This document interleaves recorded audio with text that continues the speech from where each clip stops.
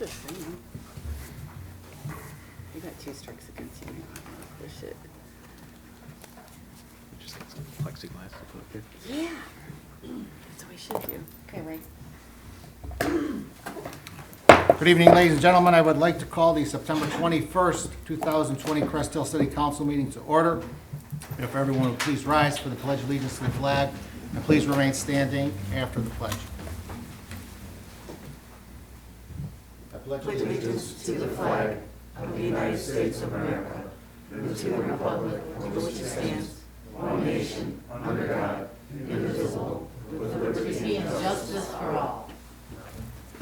It is with sadness that the city of Crest Hill lost a very special and wonderful woman last Friday by the name of Mrs. Frances Brunchich, better known as Franny, 98 years old, and was one of our Gold Star mothers as she lost her son William in the Vietnam War.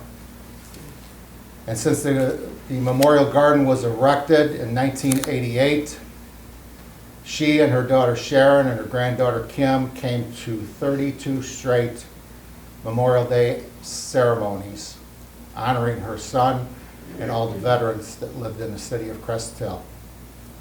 And she laid the wreath along with her daughter and granddaughter for 32 straight years. She was a wonderful mother, wonderful wife. She was a fantastic baker, well known for her pizzas and her apple strudels and all of her cakes. She was involved with the city of Crest Hill. She was involved with her church at St. Anne's, and she was involved with the entire Crest Hill community. So she will be sorely missed, and I would ask for a moment of silence in the honor of Mrs. Frances Brunchich.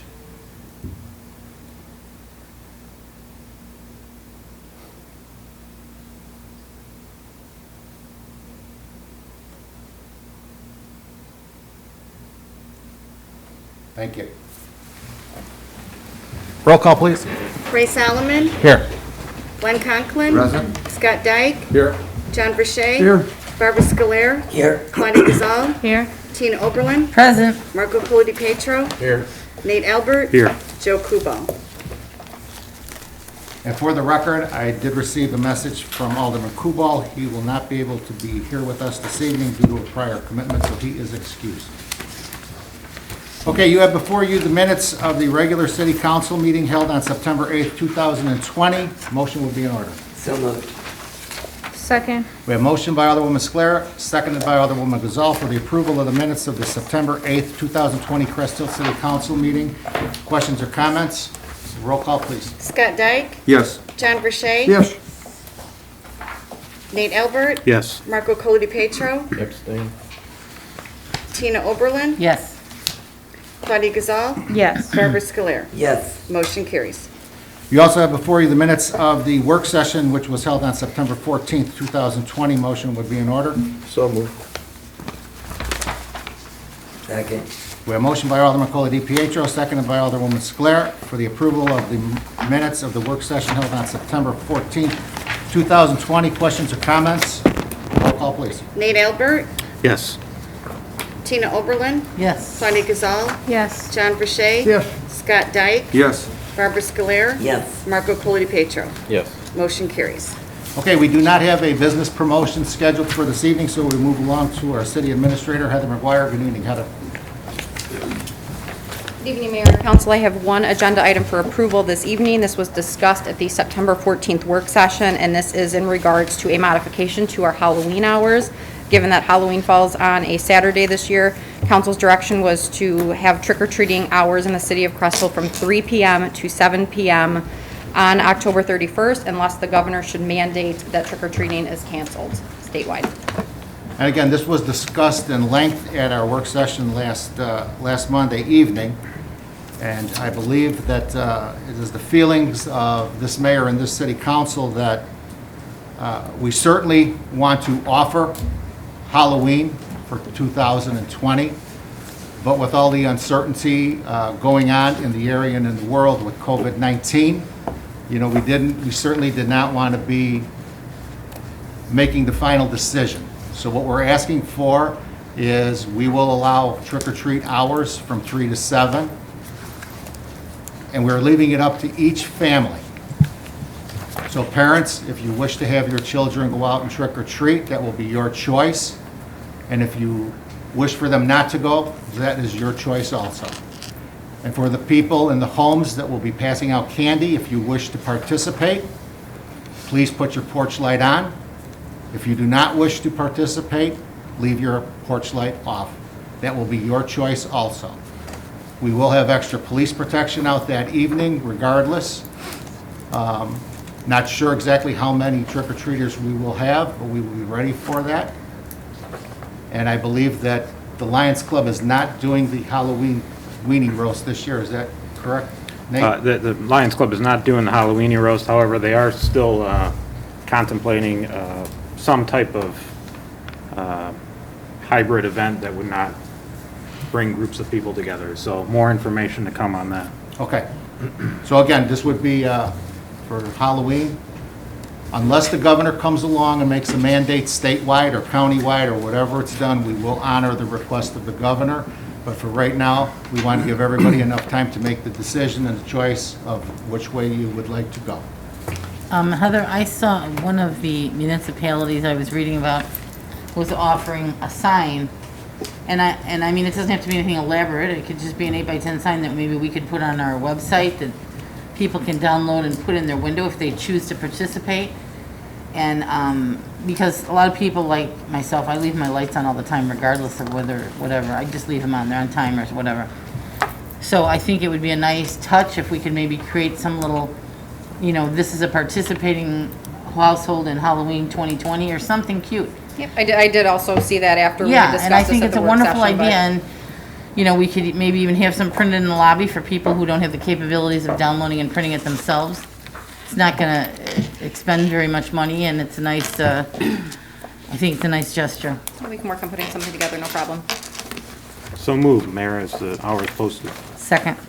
Motion by Alderman Albert, second by Alderwoman Oberlin for the approval of Halloween from 3 to 7 on October 31st. Questions or comments?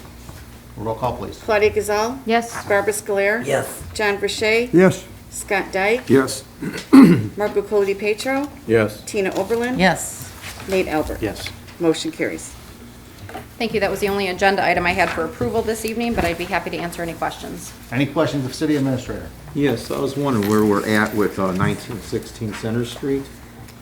It's been abandoned for a while now. Is that one that we talked about? I don't remember talking about that No, one. so it's been ongoing. I just want to know where we're at with it. the I'm happy process. to look it up, Alderman. I think this is the first that I've been made aware of it, but I'm happy to look it up and follow up. I've talked with Kirk about it. Then also, one of the properties that you mentioned to me that I had you check on, and you know, it has 2 residents on one property. Well, that gentleman also has another home in Crest Hill, and he gets a homestead deduction for both properties. So which one does he live at?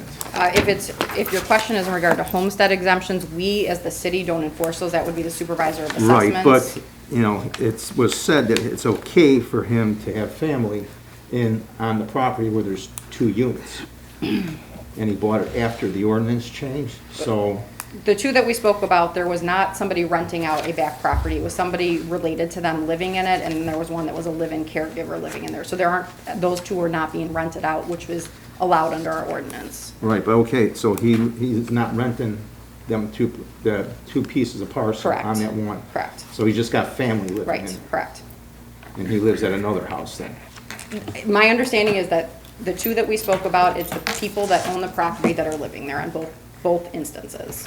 Okay, because he's got another property, so that's Yeah, why I mean, I'm if the asking. other property is getting a homestead exemption as well, that's an issue for the supervisor of assessments. I'm happy to forward that information along to them, but we don't enforce that. Right, but I'm just still Mm-hmm. wondering where we stand with that, because, you know, Both properties, the owner is occupying the residence in those okay, instances. so then he's got another property elsewhere.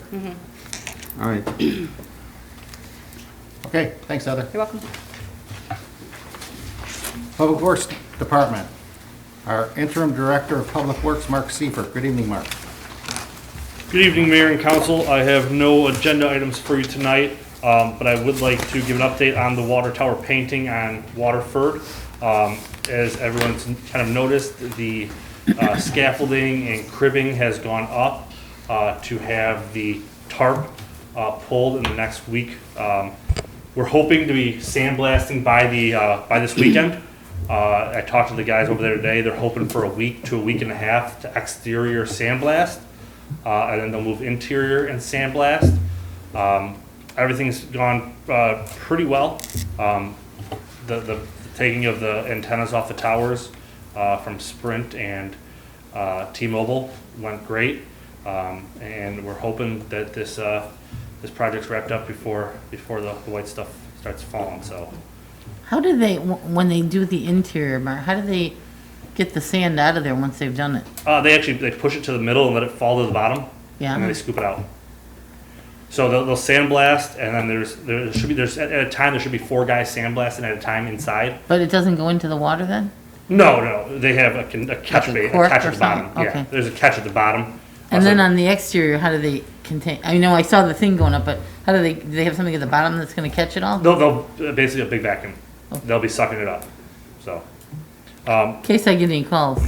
no problem. With that, happy to answer any questions. Questions of Public Works? Thanks, Mark. Community Development Department, our Director of Community Development, Scott McMaster. Good evening, Scott. Good evening. I have no agenda items this evening, but I do want to report on Goofy G's, which is the ice cream store that's looking to open at Plainfield Road and Webb. They are currently in their final review for some plumbing, and Kirk is working with them to move them along. Obviously, like everybody else, they got pushed back from development because of COVID, but they're hoping to hit the ground in the next few weeks here and hopefully be open by next summer with any luck. So with that, I'll answer any questions.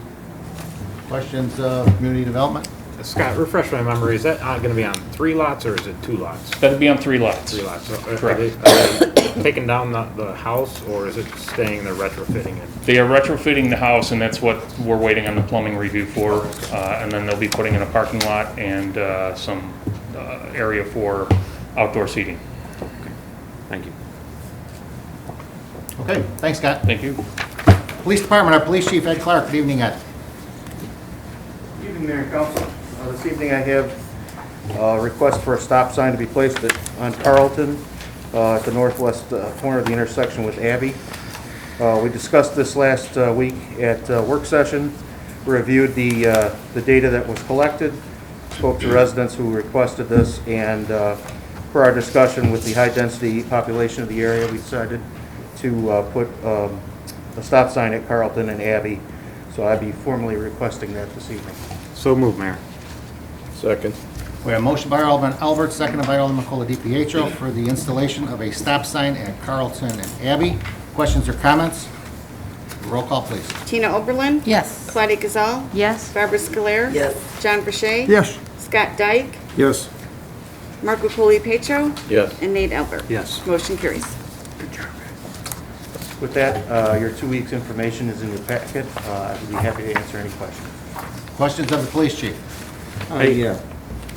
Last week I had mentioned, or last meeting I should say, when Officer Hertzman was here, I had let him know about a vehicle on Rainer that had been sitting for a long time with no plates, and why our CSO hadn't done anything about it yet.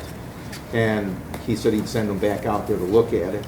And I told him that it looks like there's no engine because the front end's sitting way up in the air, and you can see the cross member, but you don't see no engine. But I climbed underneath and looked, and there is an engine in it, but it has not moved. They did tag it and that, but just want to let them know that I'm sorry, I apologize, saying it didn't have an engine, and it does. I appreciate that. Thank you. I'll relay that to Deputy Chief Hertzman. All right, thank you. Thank you. Anybody else? Thanks, Chief. Thank you. Mayor's report. You have an ordinance amending the Code of Ordinances for the City of Crest Hill regarding alcoholic beverages. This would be for the property known as 12 Handles, which is now called Forza's, located at 1827 Knapp Drive. This is for the applicant of Emmanuel Cerna. Emmanuel did go through the entire process with the liquor, and everything is in order. So it is up to City Council to create an additional tavern license for Forza's located at 1827 Knapp Drive, and the ordinance is to raise the number of Class A licenses from 6 to 7. So moved, Mayor. Second. We have a motion by Alderman Albert, seconded by Alderwoman Gazal, for an ordinance amending the Code of Ordinances for the City of Crest Hill regarding alcoholic beverages. Questions or comments? Roll call, please. Scott Dyke? Yes. John Verche? Yes. Barbara Scoler? Yes. Tina Oberlin? Yes. Marco Polo DePietro? Yes. Claudia Gazal? Yes. Nate Albert? Yes. Motion carries. Ordinance number is 1847. Okay, I thank you for that. That is all the agenda items for the mayor. The only other comment that I would like to make is that Census 2020 is winding down. It has been extended with all of the quarantines that we've had since March. It is going to end on September 30th. So if you have not filled out your questionnaire online or in person, the enumerators will be out until September 30th. We ask for your total cooperation in this. It takes less than 5 minutes to fill out the form, and the benefits to each municipality is great, depending on how much your population is for future representation in Washington and in Illinois, and also for the monies that would be generated to the cities for the next 10 years. So I ask for your total cooperation in these last 10 days for everyone to please fill out the census form, the questionnaire, to help out the city of Crest Hill. With that, I will ask if there are any questions of the mayor. Hearing none, we'll move on to the city clerk's report. Vicki Hackney, good evening, Vicki. Good evening, Mayor and Council. I have no items on the agenda this evening, just a couple of announcements. The first one, once again, just a reminder that the consolidated election packets will be available starting tomorrow, which is Tuesday, September 22nd. They can be picked up in the clerk's office. Our hours are 8 a.m. to 4:30 p.m. As confirmed, it's also on the website. You can see too, and also on the scroll, petitions must be filed between December 14th and December 21st, 2020. Crest Hill residents will be voting for the following offices: mayor, 1 office, 4-year term; city clerk, 1 office, 4-year term; city treasurer, 1 office, 4-year term; alderman, alderwoman, Ward 1, 1 office, 4-year term; alderman, alderwoman, Ward 2, 1 office, 4-year term; alderman, alderwoman, Ward 3, 1 office, 4-year term; and alderman, alderwoman, Ward 4, 1 office, 4-year term. I promise I won't announce this every single meeting, but I wanted to get it out because it is tomorrow's the first day of pickup packets. Just a little shout out to John Matthews, who did retire from Lockport Township Fire. He had 30 years of service with them and 40 combined between the 2 fire departments that he worked at. So a neighbor of ours, so we'd like to wish him well on his retirement, and congratulations to him. And that's all I have this evening. Any questions of the city clerk? Thanks, Vic. Thank you, Ray. Our city treasurer, Glenn Conklin. Good evening, Glenn. Good evening, Mayor and Council. I'd like to report regular and overtime payroll from August 31st, 2020 through September 13th in 2020 in the amount of $228,785.26. I seek your approval on our list of bills, which within the same time period totaled $725,413.25. So moved as presented. Second. Motion by Alderwoman Overland, seconded by Alderwoman Sclair for the approval of the list of bills. Questions or comments? Roll call, please. Claudia Gazal. Yes. Marco Polo DePietro. Yes. Nate Albert. Yes. Scott Dyke. Yes. John Verche. Yes. Barbara Scoler. Yes. Tina Oberlin. Yes. Motion carries. Thank you all for that, and I'll answer any questions if I can. Any questions of the treasurer? Thank you, Glenn. Thanks and good evening. Unfinished business, we have nothing on the agenda. Anyone? New business? Anyone? Committee liaison reports. Anybody? City council comments, positive city council comments, whatever you'd like to share with your constituents. Anybody wish to go first? Sure, I'll go. We'll begin Just with like to- Ward 3. I'd like to congratulate John Matthews also on his retirement, and thank you for his service to the Lockport Township Fire Department. Alderwoman Overland. Well, I'll echo your sentiments. He's in our neighborhood. Congratulations. That's a lot of time spent being in the public service. I appreciate it. And to everybody else, stay safe. Wear your mask. Ward 4, Alderman Albert.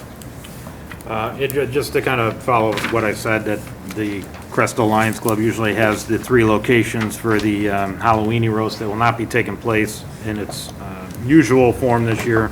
We are working on something to kind of show our presence in the community, but more information to come. That's really all I have, Mayor. I do also want to congratulate John Matthews on his retirement. He's was quoted as a fireman's firefighter, so that's he's done a lot of great things for that department. So congrats.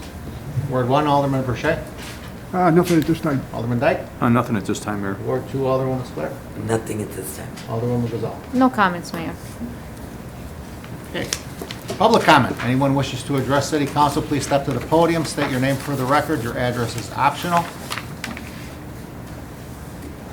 Let the record show that no one has approached the podium. To our City Administrator, Heather, is there a need for an executive session? Yes, there is, Mayor, under 2C11 for pending litigation. A motion would be in order. So moved. We have a motion by Alderwoman Overland, seconded by Alderman Phila DiPietro for an executive session. Roll call, please. Scott Day? Yes. John Verche? Yes. Barbara Scoler? Yes. Claudia Gazal? Yes? Nate Albert? Yes. Marco Petro? Yes. Tina Oberlin? Yes. Motion carries. We'll be going into executive session at 7:22 I'll let you PM. go. Go ahead. I'm gonna trip you.